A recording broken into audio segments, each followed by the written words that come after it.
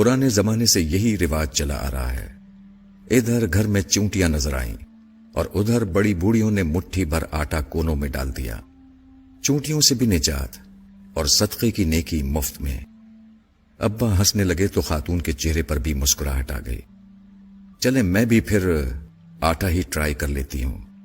وہ کچھ سوچتے ہوئے کوپیکس پاؤڈر وہیں کاؤنٹر پر رکھ کر واپسی کے لیے مڑ گئیں، اور ستار بھائی نے ابا کو خشمگین نگاہوں سے دیکھتے ہوئے کالی مرچوں کو تولنا شروع کر دیا۔ ابا، تم نے ستار بھائی کی دکانداری خراب کر دی۔ واپسی پر میں نے ابا سے ہنستے ہوئے کہا، نہیں بیٹا، یہ بات نہیں۔ ہمارے گھروں سے برکتیں اسی لیے اٹھ گئی ہیں۔ لوگ اللہ کی مخلوق کا خیال رکھنا بھول چکے ہیں۔ پہلے کسی گھر کے سامنے کتا بھی آ کر بیٹھ جاتا تھا تو گھر کی خواتین اس کے سامنے بھی کچھ نہ کچھ بچا کھچا سالن روٹی رکھ دیا کرتی تھی، مگر اب ایسا نہیں ہوتا، کیونکہ اب روٹیاں بھی گن کر پکائی جاتی ہیں۔ برکتیں کہاں سے آئیں گی پھر؟ اس قوم پر بام نہ گریں، زلزلے نہ آئیں، سیلاب نہ آئیں تو اور کیا ہو۔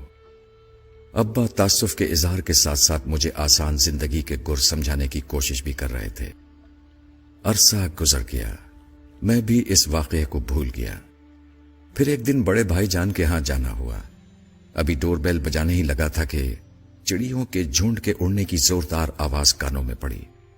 چونک کر اوپر دیکھا تو پتا چلا کہ مین گیٹ کے دونوں جانب مٹی کے کنڈے رکھے تھے، اور ان کنڈوں سے چند لمحے قبل یقیناً وہ چڑیا دانہ چگ رہی تھیں، اور اب میری آمد سے ڈر کر انہوں نے اڑان بھری تھی، مگر ابھی بھی وہ اڑ کر دور نہیں گئی تھیں، بلکہ اوپری منڈیر پر ادھر ادھر پھدک کر میرے جانے کا انتظار کر رہی تھیں۔ بھتیجی نے دروازہ کھولا تو میں اندر داخل ہو گیا۔ یہ کیا، اتنی ساری چڑیاں؟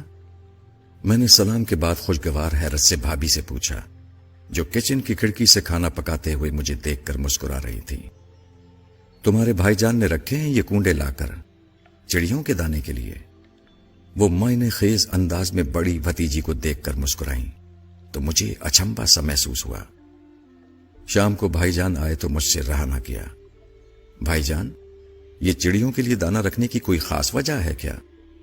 نہیں، بس ایسے ہی، اچھا ہوتا ہے، صدقہ دیتے رہنا چاہیے۔ بھائی جان نے آہستہ سے سمجھایا، یہ بہت ضروری ہوتا ہے، خصوصاً جس گھر میں بیٹیاں ہوں۔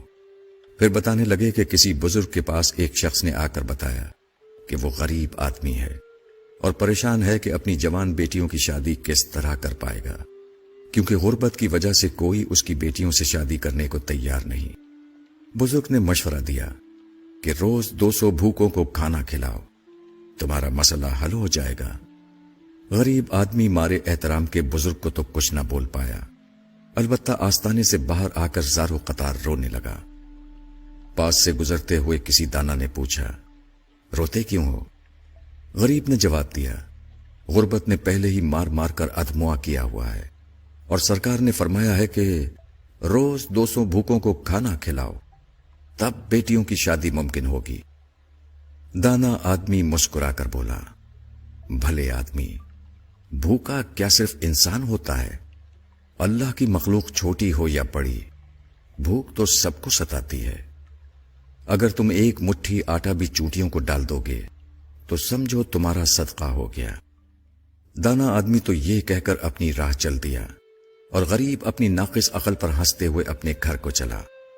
کچھ عرصے بعد ہی صدقے کی برکت سے نہ صرف وہ اپنی بیٹیوں کے فرائض سے سبکدوش ہوا، بلکہ گھر میں بھی خوشحالی آ گئی۔ بھائی جان جس وقت یہ واقعہ ہم کو سنا رہے تھے، مجھے ابا کی مٹھی بھر آٹے والی بات یاد آ رہی تھی۔ میں نے آنے والے دنوں میں دیکھا کہ بھائی جان نے اپنی چاروں بیٹیوں کی شادیاں ان کی صحیح عمر میں بالکل درست موقع پر کر دیں۔ شاید اسی لیے جب میں نے اپنا گھر لیا تو سب سے پہلے اپنے دروازے کے پاس چڑیوں کے لیے دانہ رکھ دیا۔ کئی بار گھر بدلا، ہر بار یہ چڑیا، کبوتر اور کوے میرے رزق کی آسانیوں کا سبب بنتے رہے۔ بیماریاں بھی آئیں، پریشانیوں نے بھی گھیرا تنگ کرنے کی کوشش کی، مگر ہمیشہ یہ پرندے مجھے آسرا دیتے رہے۔ ان مال عسر یسرا کہ مانے سمجھاتے رہے، اللہ رب العزت کی بڑائی کا یقین دلاتے رہے۔ الحمدللہ سما الحمدللہ۔ میں نے آج تک اپنے بچوں کا بہتا خون نہیں دیکھا، انہیں کسی تکلیف سے تڑپتے نہیں دیکھا۔ ایک وقت ایسا بھی آیا جب میرے گھر کا سب سے بڑا مسئلہ یہ تھا کہ ہماری مرغی کڑک ہو جانے کے باوجود انڈوں پر کیوں نہیں بیٹھ رہی ہے، اور یہ وہ دور تھا جب میرا گھر کبوتروں والا گھر کے نام سے مشہور ہو چکا تھا۔ یقین مانیے کہ یہ تمام باتیں اس لیے نہیں لکھی ہیں کہ نعوذ باللہ میں اپنی نیکیوں کا پرچار کرنا چاہتا تھا، بلکہ میں اس راز کو کھول کر بیان کرنا چاہتا ہوں جو سوال کی صورت میں مجھ سے اکثر کیا جاتا ہے کہ آخر کیسے گزارا کر لیتے ہو؟ ہم سے تو نہیں ہوتا۔ میں نے اپنی زندگی کو اسی ننھی مخلوق کی خدمت کر کے آسان بنایا ہے۔ تمام بڑائیاں اس رب کے لیے جس نے مجھے اس قابل بنایا کہ میں یہ کر سکوں۔ اللہ ہم سب کو صدقات کی توفیق عطا فرمائے، آمین۔